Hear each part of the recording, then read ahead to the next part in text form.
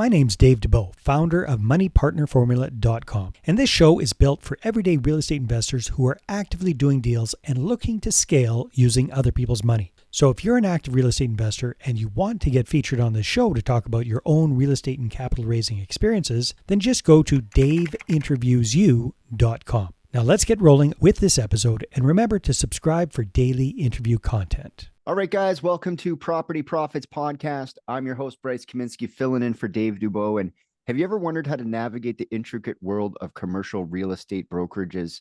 Well, today, my guest, Bruce Bean, with over 3 decades of experience in the field, is here to demystify the myths and misconceptions surrounding it. Bruce, welcome to the show. Great to have you here. Thank you. Great to be here.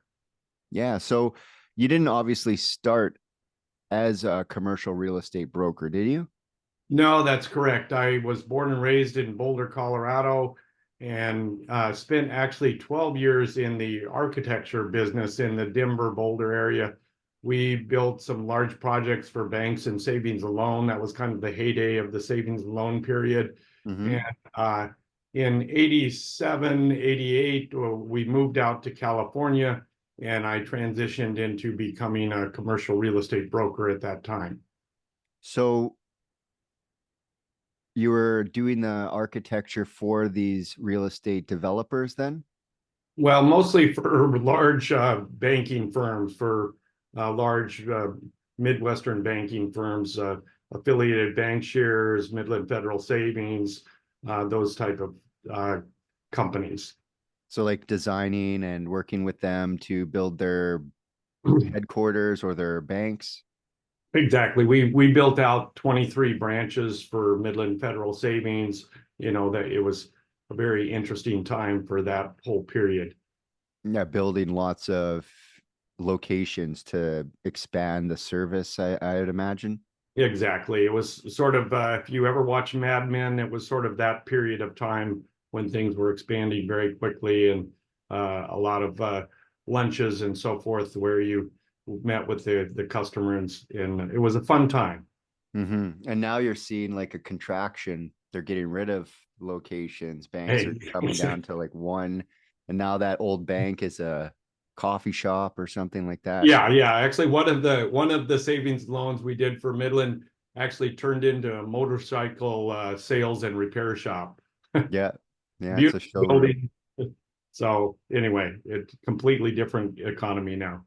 So within, being that you went into the real estate brokerages, what was the main driving factor for moving to California? Why wouldn't you just stay kind of put and do what you were doing there?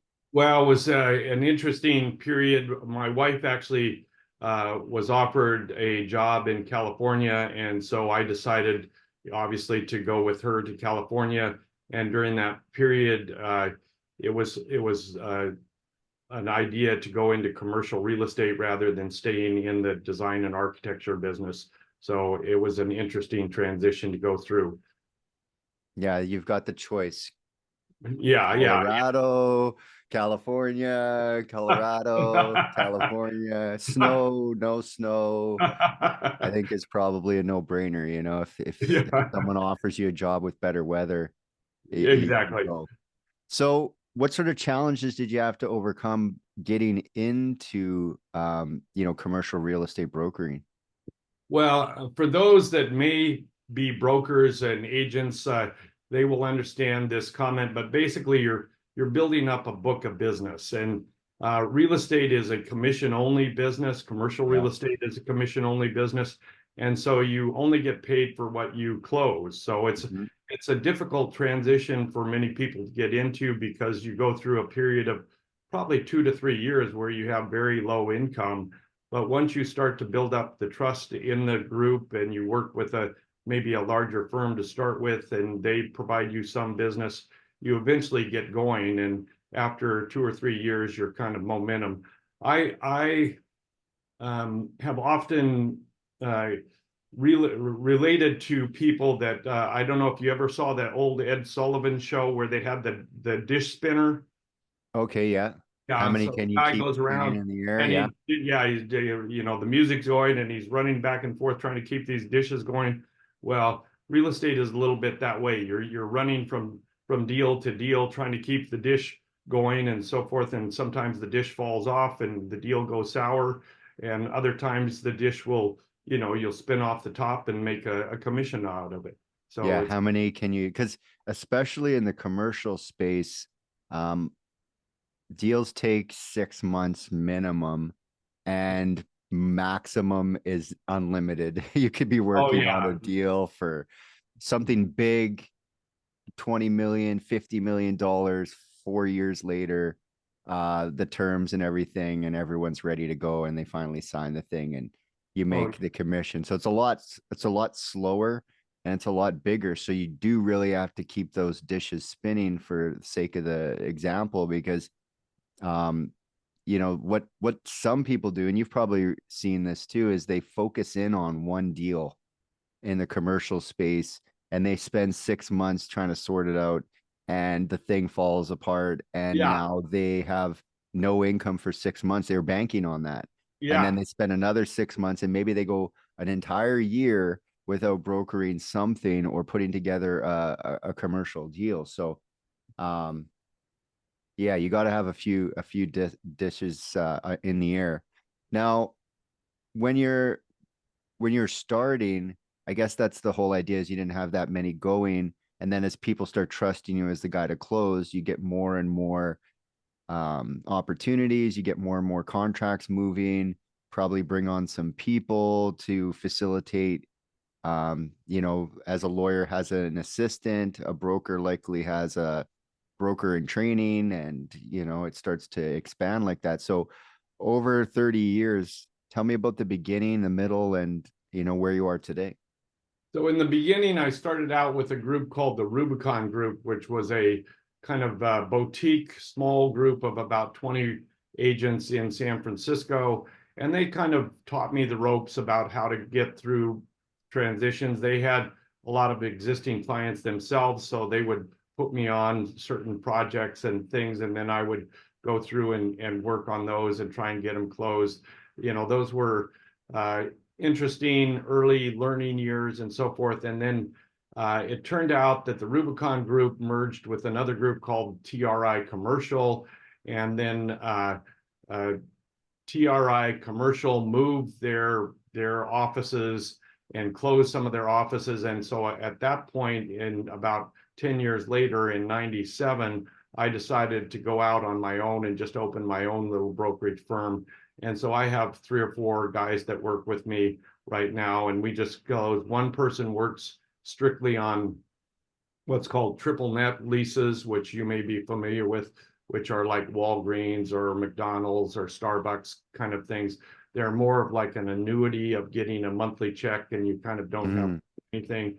Whereas I ended up working on mostly office leases in the early 90s, and then branched out into industrial and retail and different things. One of my clients, where I sold 20 properties for them, the buyer wanted me to actually manage some of their properties that they had bought. And so at that point, I got into property management. So at this point, I do leasing and sales and property management all in one. And so it's kind of a full service package that I provide. yeah, you've got like the short, which is like probably the property management's the shortest consistent money. Then you've got your renewal leases, probably like a medium, and then you've got your Medium, yeah. sales, which is like, let's work on this, and maybe in 4 to 6 months we'll get funded and finalized. So That's that's good. exactly Like right. it's got a good diversity, because a lot of people spend time in like one lane, and they might be getting Right. all of their money there, but they're not looking at, okay, how do we keep the rent paid at our office, and how do we then pay for the staff at the office, and then at the top, let's do some sales, let's close some deals. um with with all the background you have spanning these various sectors, what areas do you find most challenging, yet rewarding to navigate? Well, so right now, as many of you probably know, the office market is a disaster, Mm-hmm. basically.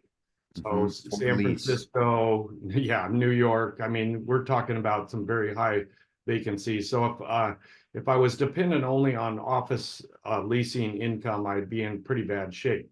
And I Yeah. know brokers out there that are in pretty bad shape because of that.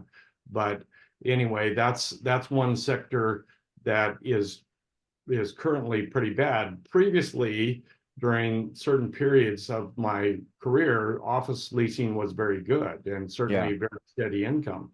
But now that one's gone away. Right now, actually, restaurant and retail leasing is very popular. It's an interesting anomaly. There are a bunch of people out there looking for restaurant space, which you normally probably wouldn't think was true right now, given, if you watch The Bear on TV, you would think most people probably wouldn't want to get into the restaurant business, but there's a bunch of people looking for restaurants right now, which is an interesting anomaly.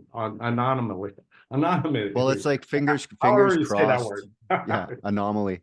Fingers crossed that we don't get another anomaly on the public health sector, because that really took a cut at restaurants. They couldn't Oh, even yeah. have sit downs. But I think with the Uber Eats moving food around, they'll be able to weather the storm. I think the restaurants that didn't evolve, like the dinosaurs, if you don't evolve, you die. And so Exactly. um I think restaurants, like, people got to eat, Yeah, so yeah. it's Well, probably one of the highest expenditures for most people. They don't want to cook anymore. So as if you're gonna pay $200 for half a cart of groceries, or two hundred right. dollars for a couple nights out, I think people are just gonna start.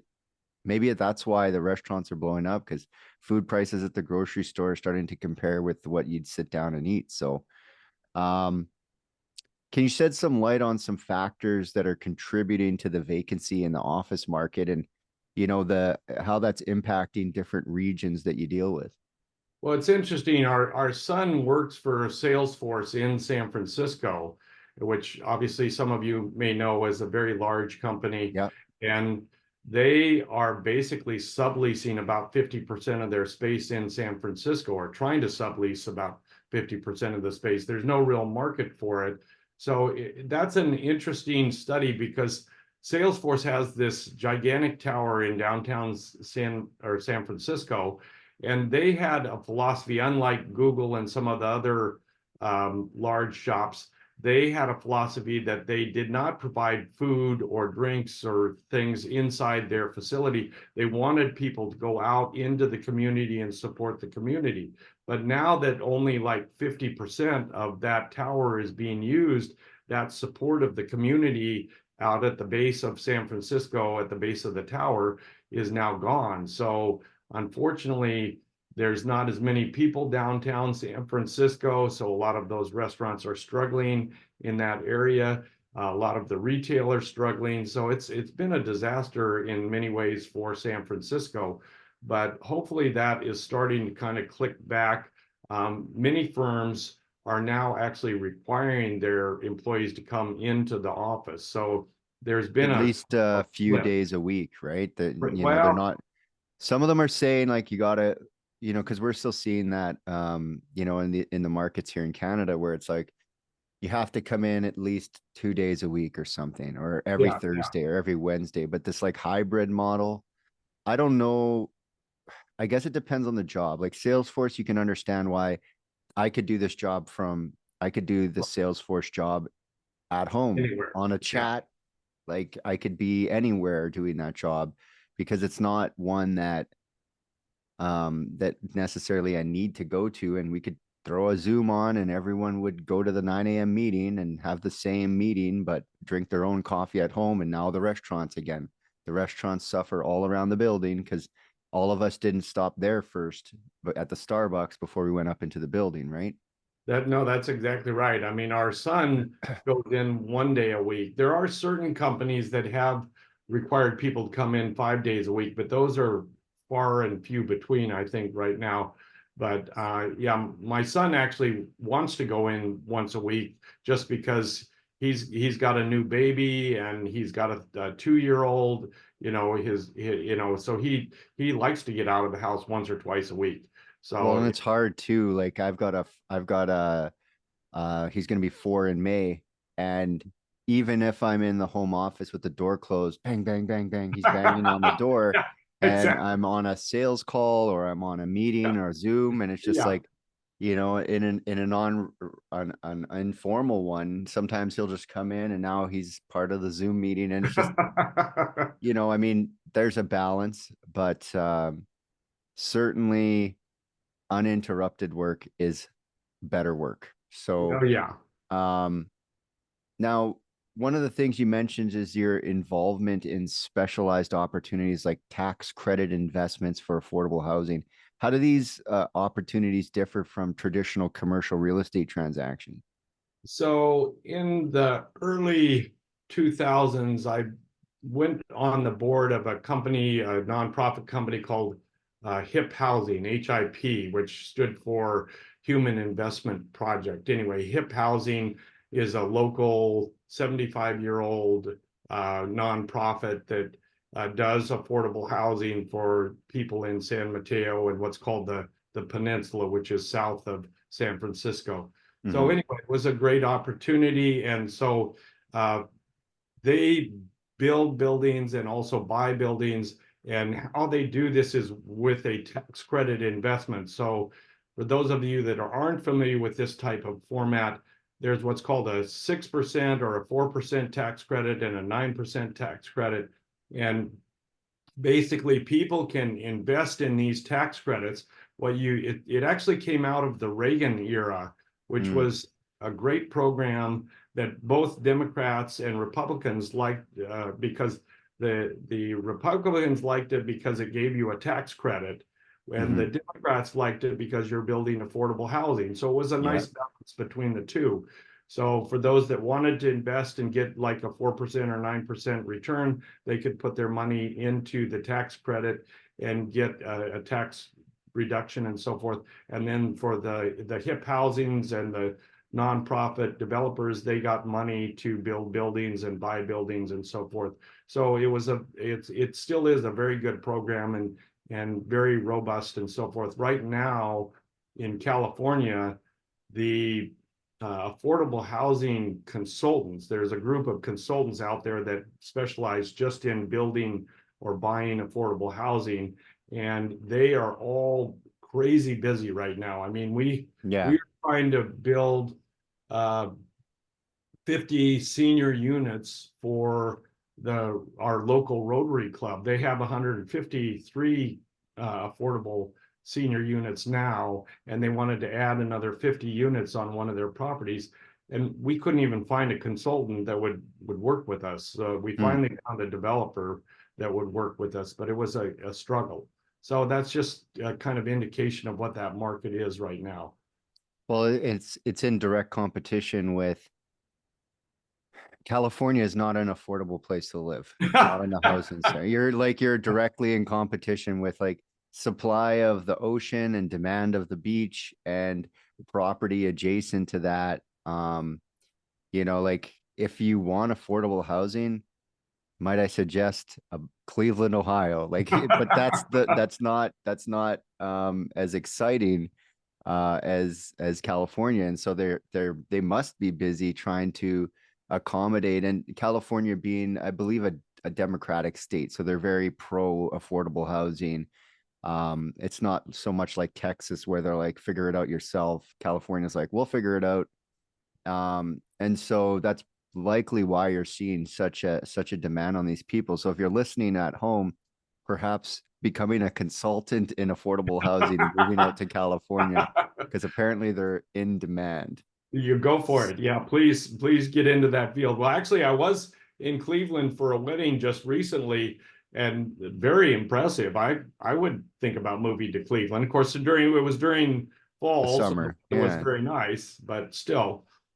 Well, they did an amazing job of redeveloping all the old warehouses, which is probably one of the most, like I've seen a lot of older cities in the Rust Belt that haven't been able to pull that off, but the city um really backed those projects because that's like red tape. That I just imagine the red tape on converting ancient brick building into condos. Like, what about the asbestos? What about the lead paint? What about the electrical? What about the and it just I looked at that and I was like, good for you guys for pushing that through because, not in Canada, definitely not. They just tear that thing down. So, what advice would you offer to investors considering diversifying into these like specialized sectors like affordable housing or into the owning the buildings that you release, like finding these restaurant spaces and becoming the owner? Is that a business model that you'd suggest? Is to like, are these restaurant people trying to buy these buildings or are they more on the leasing side? So in terms of investing, this is always an interesting conversation because it depends on what your goals are. If you just want a 4, 5, or 6% return, go find some triple net lease out there in the Midwest or Texas or wherever Mhm. they're available. If you want kind of just a return on your investment, you don't want to put your money in the stock market, you want to keep your money in real estate, then maybe a triple net investment is what you want to go after. But the the the key to a triple net investment is to be sure and read the lease, because a lot of times, like Starbucks, for example, they will have a little clause hidden in, their 20 or 30-page lease that basically says, hey, if we decide this location doesn't work for us, we can basically terminate this lease. At any And time, we'll just walk yeah, away. and you're just stuck. So, you got to be a little careful when you get into those leases, what you end up with. And, And is sometimes, that something that, as a commercial broker, you're proofing those leases for? Let's say I own that building, you're essentially protecting me from a sideways clause in a lease that I'm about to take on. well, that's an interesting conversation. In essence, the broker probably is not liable for that. Yeah, not That's where, liable, but reading that yeah, thing yeah. closely. I mean, that's where I would advise that you find a real estate attorney that's hopefully not terribly expensive, that has some experience in reading these leases and can go through it and really dig out whether it's a good lease or a bad lease, because there's stuff in those leases that can be very dangerous. So And that's so if I came to you and you were brokering the deal, you'd have those referrals for me. You could direct me in the right person, exactly. get me connected. Exactly. And some of you may obviously know there are attorneys out there that will kill the deal. We call them Yep. deal Deal killers. killers. Yep. Yeah. I Even mean, down to the smallest $50,000 house. There's a deal killer out there because they don't like, I don't know, maybe the hot water tank is still rented and it's not a deal now. yeah, Kill yeah, that deal.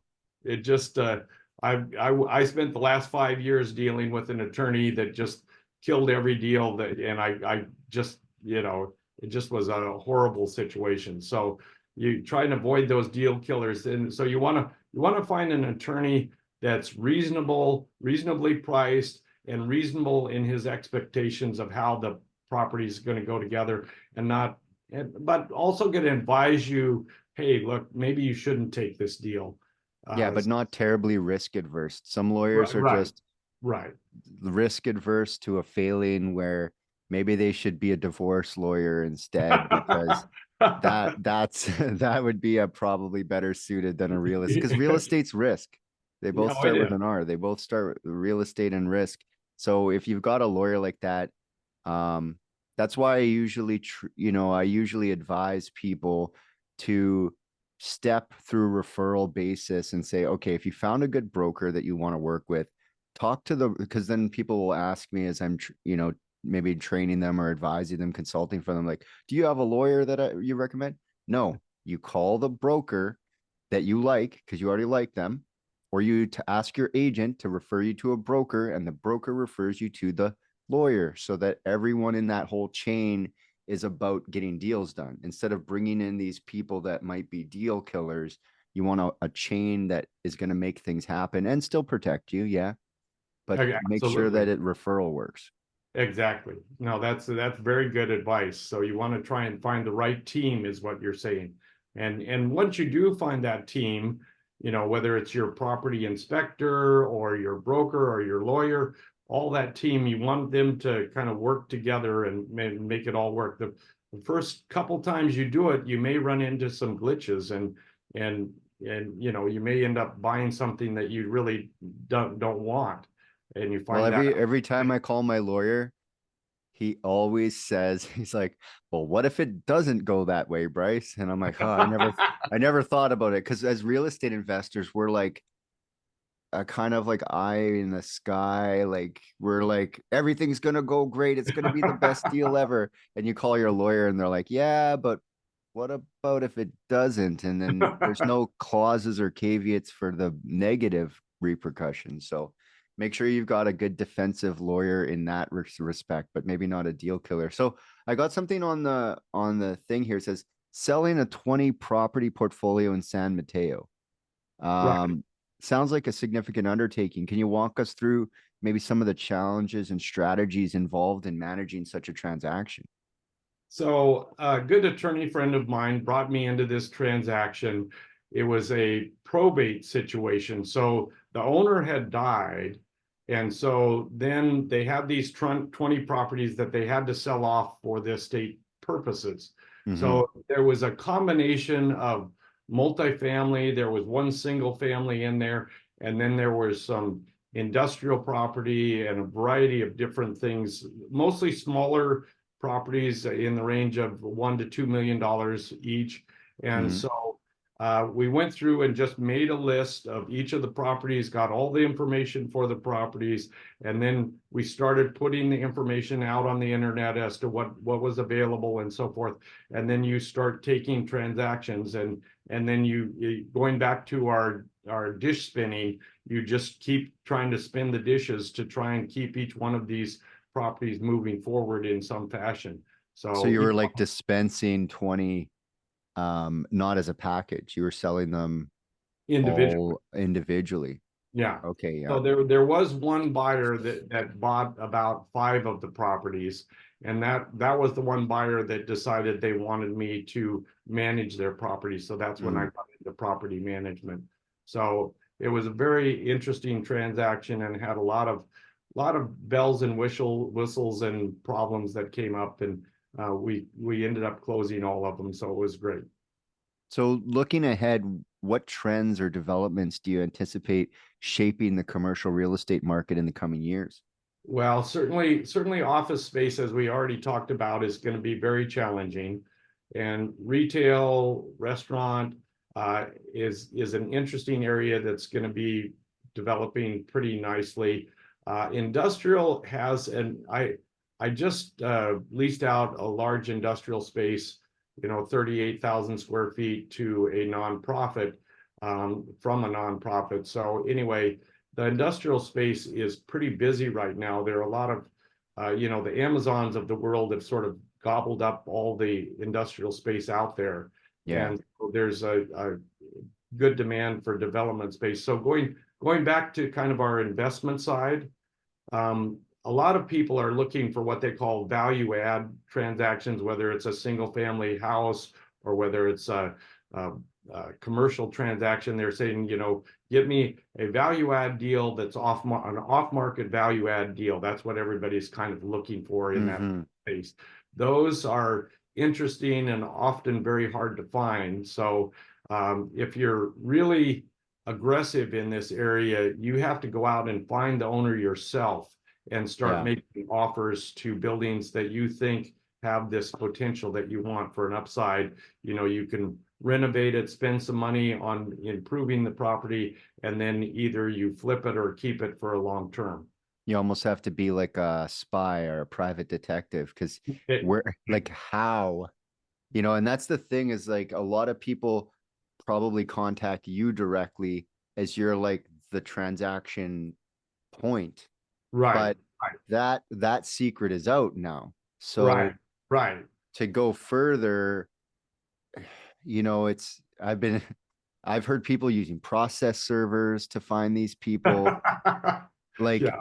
it's the fastest way, if they're going to find them on some delinquent rent or some like to sue a person, that process server can find the person who owns that building. You got to do a skip trace. You got to look at the articles of incorporation. You get the person, then you find them at their beach house in San Mateo or whatever, and like the process server is like, you've been served what? Oh, I want to buy your house. You know, I want to I want to buy your Yeah, building yeah. over in I don't know, Redding, California, up in the middle there. So where do you see technology influencing this industry, particularly in areas like property management or transaction facilitating? So for those of you that may or may not be familiar with property management software, Yardi, if you've heard of Yardi, Yardi is kind of the big uh, uh, I've heard a few. Gora is one of them, something like that. Yeah. we use a company called Buildium. There's Yeah. Appfolio. There's a bunch of them out there. So technology is changing the whole way that property management is done, because you can have people go on their little cell phones and they can say, hey, Owners can see their yeah, units, yeah, yeah. situation, rent rolls, uncollected, collected, property maintenance requests, real time. All of that, exactly. So that technology has changed property management completely. Tighten And it up. yeah, it's for the better. The one of the biggest problems in that field is that getting the information into the property management software is sometimes very hard and cumbersome. And a You lot still of got to times, send someone out to take a yeah, picture. yeah. So that becomes a bit difficult. But once it's in there and once it's started, then everything can be very That's what smooth. I always find with these softwares. It's like, okay, I've got this amazing contractor management software, and my carpenter is 65 and his flip phone does not have iOS. And so either I buy him an iPhone so that he can take pictures, or I just abandon the software and take my own pictures. And now I'm doing my own contractor management. So it's like there's this, the industry software is advancing like this, but the people in it are not, they're not, they're very much old school, you know, it's like a wall, like a dealership. There's keys on rings on a wall, and that's property management. And so there's like, as fast as the technology goes, you're hitting the wall of like, okay, who's going to use this technology? And so I'd imagine that's going to get easier as it becomes more of a requirement. And, you know, I bet if you get, you know, Bill, the contractor guy, a cell phone of that magnitude, he probably will take the pictures and enjoy breaker on the touch screen, you know? So there's Yeah. ways around it, definitely. Now let's talk about advice for brokers in just a second. But one question I really like to ask always on this podcast is, what's your unfair advantage? You know, what comes easy to you that other people find difficult to do? Well, so the advantage I have, I think, over some other brokers or some other people is the ability to try and build trust. Hmm. So this is probably the most critical part of any real estate transaction, is that trust factor. Whether you're dealing with the attorney or whether you're dealing with the client, whether he's a buyer or a seller, if they don't trust you, that transaction is gonna become much, much more difficult. So Mm-hmm. how do you build trust? So very similar to our conversation today, we need to build trust by just being authentic. You know, Mm-hmm. so many brokers try and be something other than what they really are. And if you can't come down to some point where you're being very authentic with that client, they're not going to trust you. So I think you have to find some connection point with that client, whether it may not be real estate, it may be their kids, their grandkids, they play soccer, there may be some other area where you need to kind of build that trust with that particular client. And that's critical to the real estate transaction. Now, when you were saying that, it reminded me of a podcast I was doing yesterday, and the guy said, "Look, if you want to get into multi-unit commercial real estate, don't be dropping deals with brokers. That's the last time they'll give you a handout, because they don't like wasting their time." So can you speak to that as the broker side? Because we're talking about a buyer side. He's buying apartment blocks and he says, I get good deals because I don't waste my broker's time, and I'm on the short list because he knows I can close. So speak to that a little bit for people, because a lot of listeners here are really approaching the multifamily space, but there's this mentality of, tie it up, figure it out, finance it later.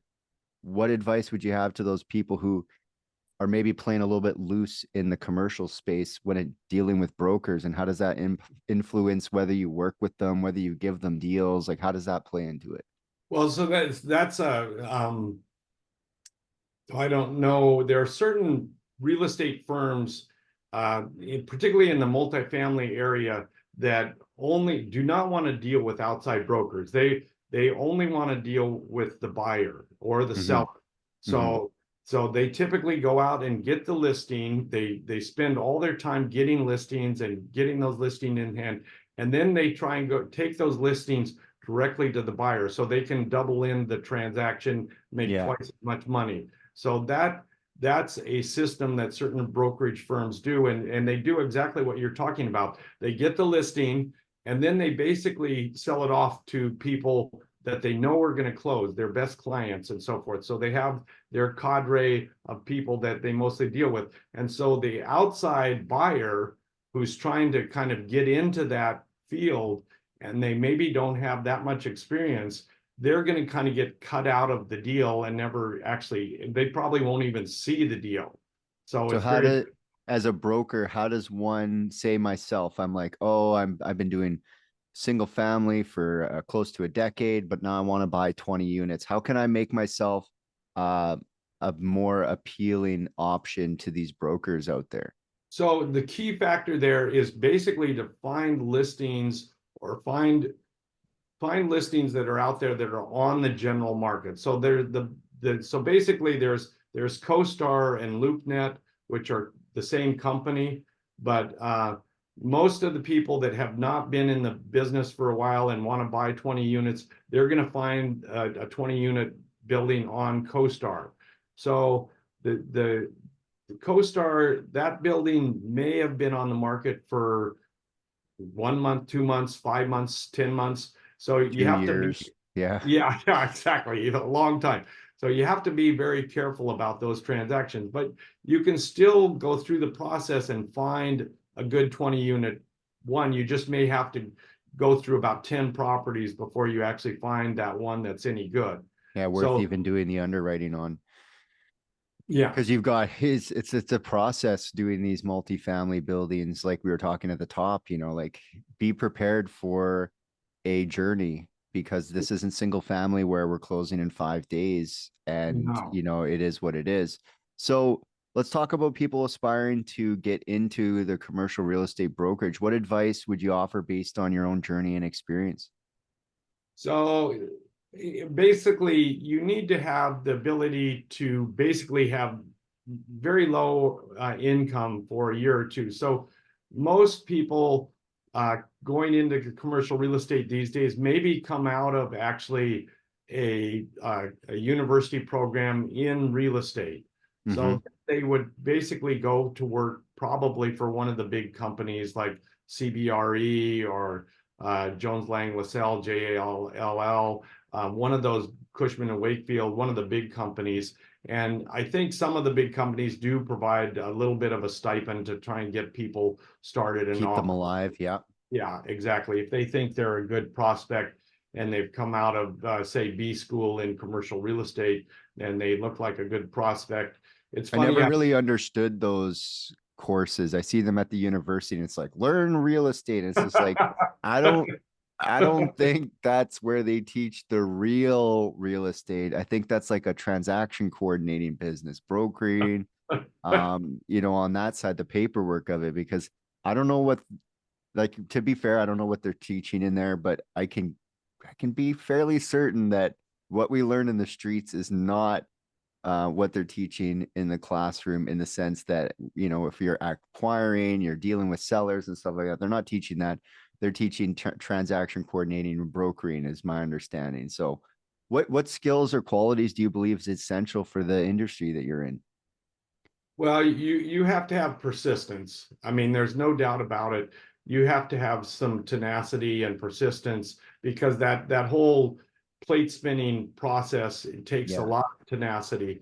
And so you have to kind of stay with it. You have to be able to deal with a lot of people. even, sometimes even introverts are good with working with real estate. So even if you're not an extroverted person, there's still a chance that, an introverted person can work very well in a real estate transaction. I know many brokers that are not the kind of rah-rah extroverts that you might think Yeah, of. they want to read the 42-page document in full. The C-type introvert, they want to read that whole thing. They want it before the meeting, not at the meeting. And you know, they're very excited when you bring it in printed form. They want to have it right on the desk in a nicely indexed binder. So there's definitely and that's a thing for all the personality wheels. I think there's a space in real estate. It's where we live. It's like restaurants. It's where we eat. Um, any you know, we could go on. Where we've actually run it up here. So I think the best thing to do would be for people to reach out to you, find out more. How do they find you? What should they do? So you can see in my name here, it's www Trafton Group. That's TRAFTON, TraftonGroup.com. So you can go there, you can find me, you could give me a call at 650-888-6792. Happy to talk to you and help you out if you're interested. Awesome. Well, I really appreciate you stopping by, Bruce. Thanks so much. Very fun conversation. Yeah, no problem. And until next time, guys, we'll catch you on the next episode. Thanks, Bryce. Hey there, I really hope you enjoyed that episode. And as always, if you want to listen to more daily interview content, make sure you subscribe. And if you're an active real estate investor and you're doing deals and you'd like to get featured on this show, then just head over to daveinterviewyou.com. Now at moneypartnerformula.com, we help real estate investors to create a process for predictably getting capital so they can do more deals without relying on hard money lenders or the banks. We do this by building them a private capital marketing system. Now, if you want help turning yourself into a big money capital attraction machine, then book a call with our team to see how we can help. Just visit moneypartnerformula.com to find out more. All right, take care, and we'll see you on the next interview.